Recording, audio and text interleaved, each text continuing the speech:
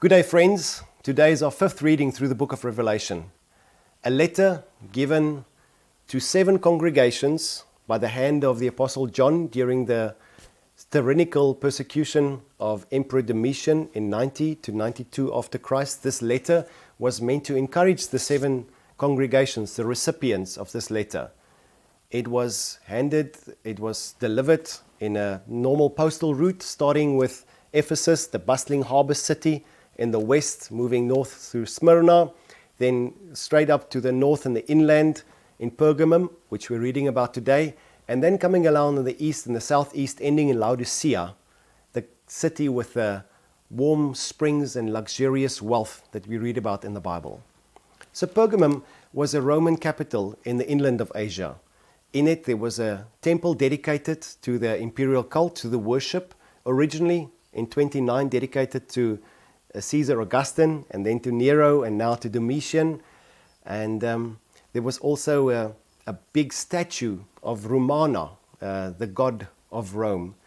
In it, we also see many other religious things today. There's a statue of Zeus and a temple dedicated to him, of Athena, dedicated to the goddess of wisdom and warfare, and then also to Asclepios, the god of medicine. And there was a massive medical school there, a famous medical school, a massive library, other universities, a big amphitheater. The city was a strong cultural, political, and educational system. In it, people came to trust in the power of the human government of Nero, and later on of Domitian. In it, people came to seek wisdom from man, and the healing that can be found in man, and the pleasure that we can find in man. And therefore, the church in this city, the greatest challenge that they had was compromise. Who do you trust? Who do you enjoy? Who do you find life in? And this is essentially the letter. So Jesus opens up this letter by revealing himself to this church, firstly, as him who has this sharp, two-edged sword. And for the readers of their day, they know that Jesus was referring to himself as the proconsul, as the Roman administrator, the Roman official who had the right to bear the two-edged sword like the Roman officials could, to decide whether someone lives or die at his word. And this sets the whole tone for the letter. Jesus, the one who comes into this church and who stands with this church, and he says, I'm giving you the opportunity to choose, are you going to be faithful to me or faithful to someone else, faithful to this world? Whom will you be faithful to? And that was their challenge. So we read verse 13. I know your works, Jesus says, the commendation. I know your works and where you dwell, where Satan's throne is. And again at the end he says, where Satan lives. So Jesus speaks to this church in commendation, in praise, and he starts by saying, I know where you live. I know the darkness in your city. I know the brutality of your city. I know the seduction of your city, the lure that you live among. I know it. I know it. And then he says, in spite of this, this is what I can see in you and what I praise. Your works, that you do not deny my faith, and that you are true to my name. So Jesus says, I see at what you do, the good works that you do, and I commend you for it, especially in this vile city which doesn't love you back. I see that you are true to my faith, the faith that is salvific, that you have not been defiled by the false religions of the day. And thirdly, you are true to my name. You are true to holding allegiance that Christ is Lord, not Nero or not anything else, not Domitian, not the emperor, no one else. I am Lord. Your works, your faith, and your devotion to my name. Jesus says, these 3 things I praise in you. And then he says specifically, even in the days in which Antipas, my faithful martyr, was killed and was executed. During Nero's reign, we read about Antipas, the pastor of the church in Pergamum, who was executed by the proconsul in Pergamum. And he was executed in the most brutal way by being burnt alive in a brazen ox, a brazen bull It was a device, an evil device during Baal worship days that was given to deliver people of demons, to burn out the demons in the city. So a possessed person would be burnt alive and sacrificed to their gods to deliver people. So he was burnt alive, and it's a very cruel way of dying. But Jesus says, even amidst of that, even with the light in the sight of that, you have been faithful to me. You have not deterred from confessing me as Lord and Master of your life. And then verse 14, Jesus brings a very strong accusation against them. And the accusation is twofold. He says, this I have against you. Firstly, that among you there are those who hold to the teachings of Balaam, the error of Balaam. Now we read about the error of Balaam, or the teachings of Balaam, the deception of Balaam, in the book of Peter, in the book of Jude, and again in the book of Revelation. And what we read about is that this is a deceptive way of luring people away from Christ. Now Balaam was an Old Testament prophet who was not even a Jew. But 4 chapters in the Old Testament are devoted to him. Deuteronomy chapter 22 to 25, and then again chapter 38, is devoted to this man who wasn't even a Jew.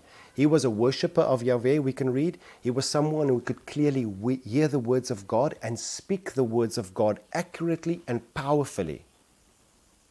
And yet this is the problem. He led by his lifestyle of seduction and sensuality, living like the Canaanites of the day. He led 24,000 Israelites astray, and they were all executed because of the participation in the worship of Canaanite gods and sharing in their feasting and their revelries. So it was a massive thing. So the error of Balaam is essentially this. It is someone who believes right, has a relationship with God, and professes Christ to be Lord, but with his life he finds pleasure like the world does. Sensuality, sinful sensuality. The second thing he says that is among this church is the accusation, verse 15. You also have among you those who hold to the doctrine of the Nicolaitans. We read about the Nicolaitans in the few verses earlier, chapter 2, verse 6, in the Ephesian church. They hated the Nicolaitans, but this church loved the Nicolaitans. And what it says is that the word literally means Nico, the conquerors of the laity, Nicolaitans, the conquerors, those who oppress the normal people, the commoners. So it brings a leadership structure into the church which is oppressive, which deems some people more important and more significant and giving more rights to some than to the others. He's saying that you bring the world's leadership structure and power structure into the church. And Jesus says, I will have none of that. I hate that. You defile my image as a servant leader, that which I shared with you in the most intimate setting over my last meal where I instituted the communion, Acts chapter 22, John chapter 13, Matthew chapter 22. He says there, I shared with you and I taught you that the most important thing that I remain with you is that among you, if you want to lead, you should become like the youngest, you should become like the servant. This is who I am. And Jesus' accusation to this church is twofold. He's saying that you are incapable or unfaithful as witnesses to me in the city because you find pleasure like they do and you share in power like they do. You compromised. The word Pergamum in Greek is the same, is where we get the word married from. He's saying that you are married with the world, church, although you profess to be married with me. You are unfaithful. You are compromising. Therefore, in verse 16, the warning, Jesus says, repent, or else I will come to you quickly and I will fight against you with the sword of my mouth.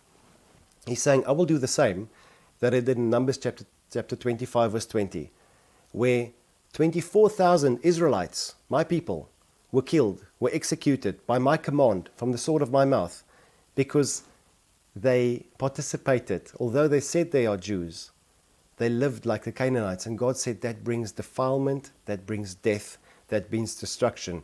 You can't marry yourself with the gods of the Canaanites and be my people. You will not share in my peace. You bring defilement into my house and pain into my house. So God says, I will do the same with you. And it's a strong warning to repent, to turn around, seek yourself and turn around. That's what he said to the church then. Verse 17, the beautiful promise is twofold. He says, "He who has an ear to hear, let him hear what the Spirit says to the churches. To him who overcomes what? This temptation to find pleasure and power in this world, pleasure and prestige in this world. Jesus says, to him who overcomes this, who overcomes the temptation to merge with the world, to be part of the world, to not be excluded, to him who overcomes, I will give to him of my hidden manna." Exodus chapter 22. Some of that manna, some of that providential grace, that meal that God gives, that feeds us deeply, that was hidden in the ark. He's saying, I will share with you that which is hidden in secret, which is mine to give to those who I want to give. And in the same way, he says again, and I will give to him a white stone, a testoson. It's a white stone. It was like a ticket, a stone, a white stone, an invitation to share in a meal sacrificed in secret at the temple of their day, of the pagan gods. So Jesus says to them, I will give you this one, and on it there will be a name which no one knows except me. So Jesus is saying to them, at the moment you are participating in feasts at these temples. Although you confess me to be God, you don't want to be excluded.